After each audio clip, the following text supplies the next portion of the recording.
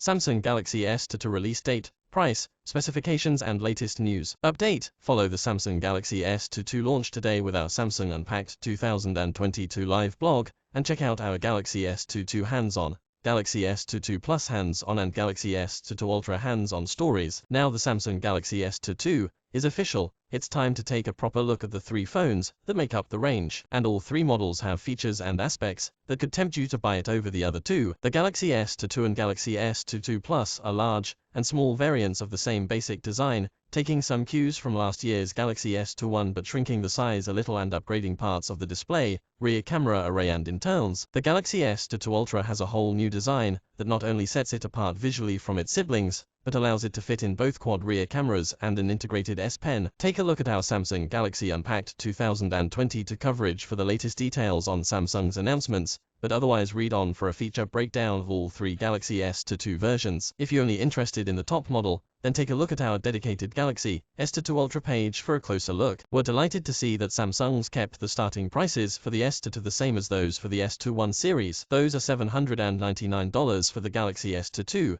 $999 for the Galaxy S22 Plus, and $1,199 for the Galaxy S22 Ultra. If you want to pre-order the phone, you can do so from today, with the retail release coming on February the 25th. All the carriers will be offering deals on the phone, but Samsung itself is offering free upgrades to the next highest storage capacity version of your chosen phone if you buy a 128GB or 256GB version. That's in combination with store credit and discount on the Galaxy Tab S8, the amount depending on the model you buy. The basic look of the Galaxy S22 and S22 Plus is very similar to last year's Galaxy S21. These are two handsets with flat displays, punch-hole cameras in the center of the screen, and a new contoured camera block containing the three rear sensors on the back. Samsung's changed up the design of the Galaxy S22 Ultra significantly though. It's got an S Pen built into the bottom of the phone for one, but the back of the phone is unique too, with all of its cameras sitting separately in the back of the body. For unlocking purposes, there are ultrasonic fingerprint sensors under the display of all three models. All the S22s also come with IP68 water,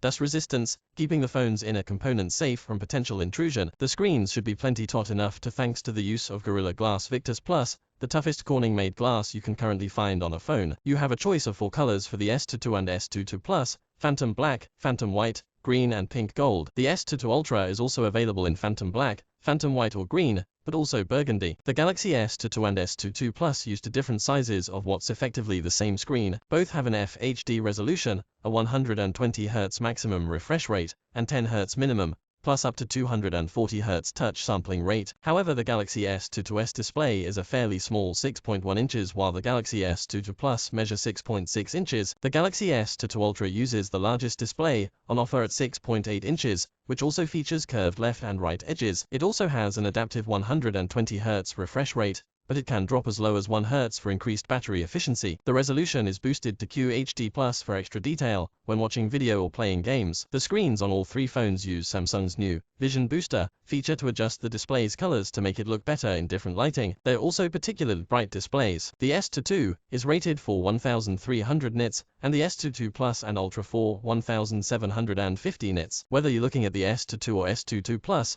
you'll find the same selection of cameras on the back that consists of a 50MP main camera, 12MP ultrawide camera and 10MP telephoto camera with 3x optical zoom. Meanwhile on the front, there's a single 10MP main camera. All but one of the cameras of the S22 Ultra take these specs up a notch. The main camera features a 108MP sensor, and there are now two 10MP telephoto cameras, one with 3x optical zoom and the other with 10x optical zoom. The selfie camera is also higher resolution at 40MP. Samsung's got some new treats on the software side too. Nightography features are a big part of this, which help the S22 cameras capture more light and color detail from shots taken in low light. There's also a new video auto framing mode that allows the phone to keep track of up to 10 people in shot at once. If you want to go the extra mile with your photos, then you can use Samsung's new Expert RAW app that lets you capture images in RAW format for more precise editing after taking the shot. Officially, Samsung says the S22 series runs on a 4nm processor. Why so vague? That's because the chip you get differs depending on where you live. US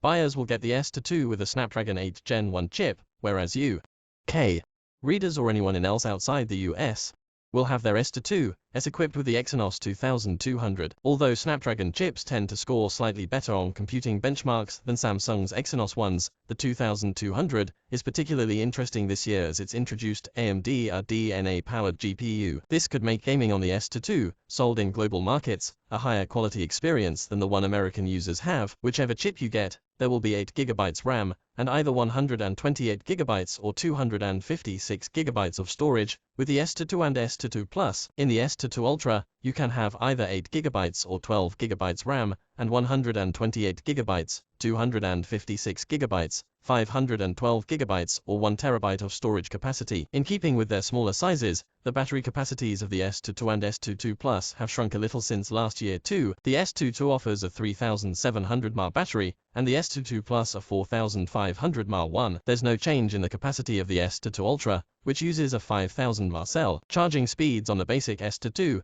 have remained the same as before, to 5W wired charging and 15W wireless charging. The S22 Plus and S22 Ultra have gained full 5W wired charging support though, allowing a faster refueling when required. The only issue is none of these phones come with chargers in the box. You'll need to buy or already own a compatible charger to ensure you've got the best possible speeds, or charge with any available USB-C plug, and except you won't reach those promised speeds. The S22 series ships with Android 12 in the form of Samsung's One UI for interface. While there are a few updates made to the basic functionality, just as the introduction of Material U-based design customization, the biggest deal is that Samsung is now promising full years of software support for the S22 series. This will let you keep using the phone with all the latest Android features for longer. Only the S22 Ultra works with an S Pen, but instead of only being a separate accessory like last year, you now get a S Pen with the phone that you can keep in the phone when not in use. The S Pen you get is the most responsive Samsung's ever made, the company says. It's apparently 70% more responsive than the S21 Ultra's S Pen, which should make writing or doodling with it feel as similar to using actual pen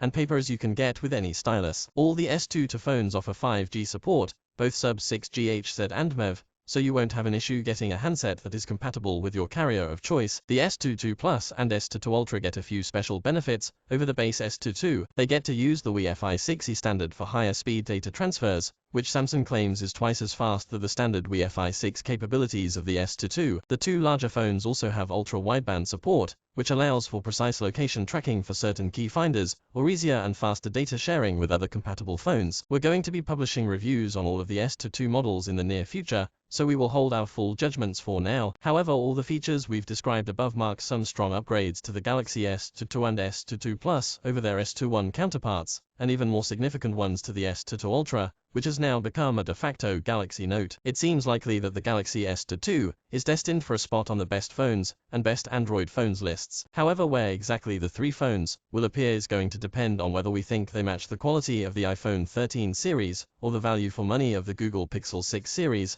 after our in-depth analysis.